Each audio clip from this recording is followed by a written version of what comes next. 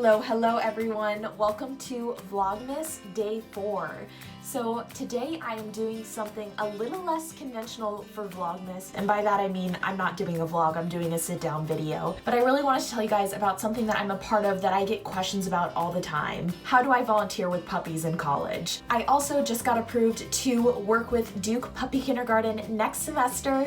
Yay! And so I thought this was a really timely video. I get asked from people all the time, how do you work with puppies? Whether it's family, friends, guys that I'm talking to romantically, and I just wanted to give you guys insight with how I got started, what the program is, what do I do, who are my favorite puppies, all of that. The information that people really want to know. So first of all, what is it? So I am a current sophomore at Duke University, and I started volunteering at Duke Puppy Kindergarten when I was a freshman in my first semester. So essentially at Duke, we have the Department of Evolutionary Anthropology, the Duke Canine Cognition Center, and then Duke Puppy Kindergarten. So Evolutionary Anthropology is the department, Duke Canine Cognition Center is the lab, and then Duke Puppy Kindergarten is a program in that lab. The directors of the Duke Canine Cognition Center are Dr. Brian Hare and Dr. Vanessa Woods, who are married and adorable and have kids, and I love them. And essentially the goal of Duke Puppy Kindergarten is to train puppies at some of their earliest ages to eventually be service dogs. And we're partnering with Canine Companions for Independence, which I'll tell you about later. But the advantage of them being on a college campus like Duke instead of with other raisers is really significant because they can be highly socialized at a young age and interact with a lot of people in a really positive environment, which is really amazing. So that'll hopefully help more of the puppies pass their exams and be able to become service dogs. There's also a huge benefit to the people on Duke's campus, whether it's students, faculty, and staff, and that is having less stress, more happiness, and an overall better sense of well-being. People can come and visit the puppies and interact with them, and it's just a great de-stressor on a campus that revolves so much around competitiveness and elitism and all of that, and you really have like the best minds coming together and then just sitting and playing with puppies and all being human beings, and it's amazing. So how did I start working with this program where I literally get to volunteer with puppies? When I was an incoming freshman to Duke, I saw a post on the class of 2022 Facebook page that was a long post saying what the program was, but essentially what I saw was volunteer with puppies. And so I went and I put my email down in the comment section to say that I was interested, got put on their listserv, and eventually got sent an application. To become a volunteer, you also have to go through this online training session, which is essentially this online course designed by Brian Hare. And the really cool thing about it is that it's not just about how to train dogs, it's also about how they think and behave, which is crazy. I learned so much, and the thing is, like, when you're training dogs just based off of give them this command, they'll do this, give them a treat for this, or like yell at them for this, like no, you, like, when you know everything behind what you're doing and you can easily pick up on how the dog's feeling, thinking, reacting to things, it's so much easier to not only train them but interact with them and care for them in the right way. And so it was this really amazing way to get a look inside of these dogs' brains and know what they're up to before I even got to meet them. And so I got approved to be a volunteer as a freshman.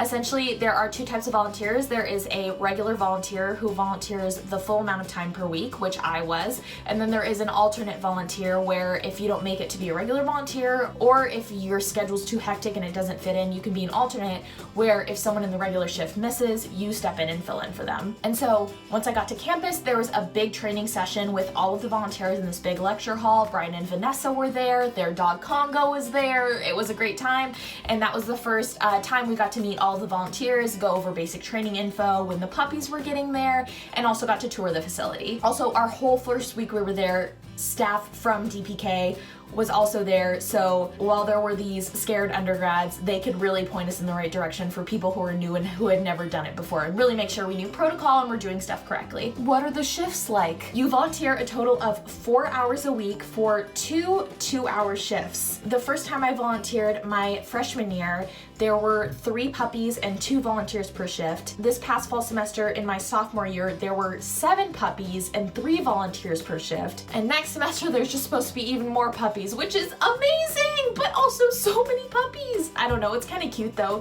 When you get to see 7 puppies cuddling and sleeping together on a little cot, it really warms your heart, I must say. The puppies have the same schedule every day, so essentially they nap at the same time, eat at the same time, get trained at the same time every single day. But depending on when your shift time is, you could be doing different things, like feeding them, grooming them, taking them outside to go to the bathroom, which is every shift, putting them in their crates for their naps, cuddling them, cradling them, loving them, cherishing them, protecting them. Oh, also training them. Training them is very important. And so the question, the biggest question on everyone's minds, the question everyone has been waiting to see answered: who were the puppies this semester? We had 7 puppies this semester. They took a really cute class photo at the beginning of the semester and then a really cute graduating photo at the end of the semester.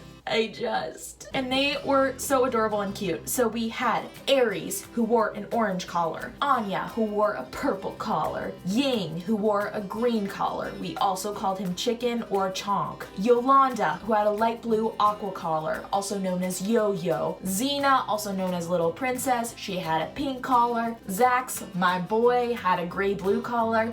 And Weston, who had a dark blue or Duke blue collar. When you walk into the room where all of the puppies are during the day, they actually had a whiteboard with all of the names written in the same color as the collar, so you knew which puppy was which. I mean, geniuses. Are any of the puppies siblings? Yes, actually some of the puppies are siblings. They're not all from the same litter, but the puppies with the same first letter to their names are siblings. So we have Aries and Anya, Ying and Yolanda, and Zax and Xena. And then poor little Weston, little boy on his own. But they all were together all the time, regardless of whether they were siblings or not.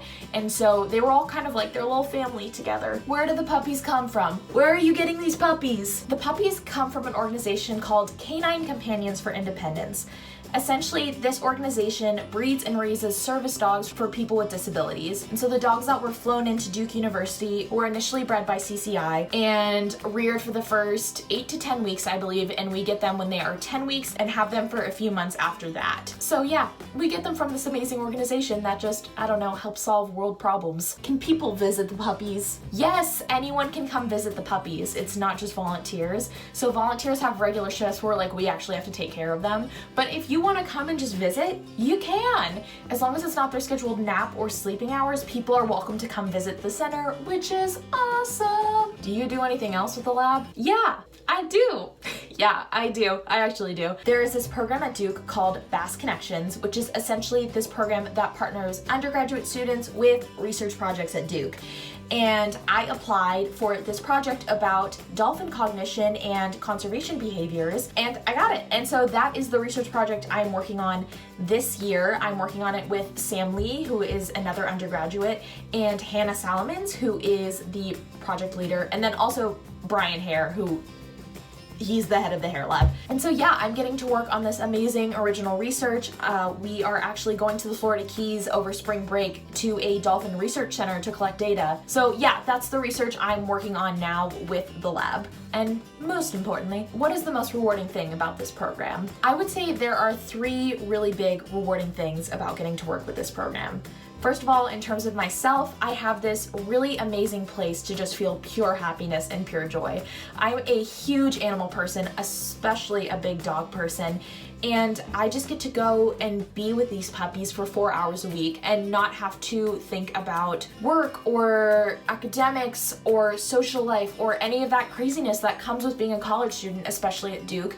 And so it's this really amazing opportunity to just get to sit down and care for these dogs and get to play with them and have fun with them, and it's just really amazing. The second most rewarding thing I would say is seeing how big of an impact these puppies make on other people. I think my favorite thing in the world is just when someone does something really simple to brighten my day, and you can just see it in people's faces that coming to puppy kindergarten just brightens their day so much. It makes me so happy. And the puppies even go to other places. They go to offices, they go to events, they met the Duke men's basketball team, and they just make people's days better. And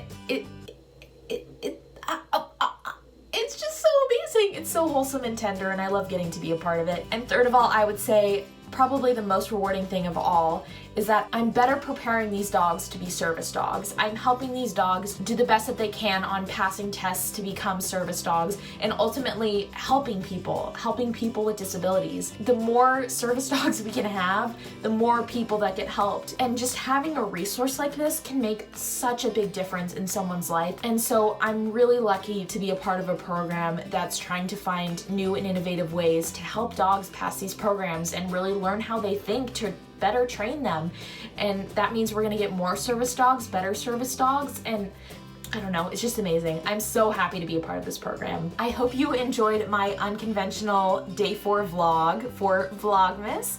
If you liked it, feel free to subscribe. I would love for you to subscribe so you don't miss out on the rest of Vlogmas 2019. You can also like, you can comment, share with your friends, share it with the world. Thank you so much for watching. I hope you enjoyed learning about my experience volunteering with dogs on a college campus, and I hope you have a great day. Goodbye!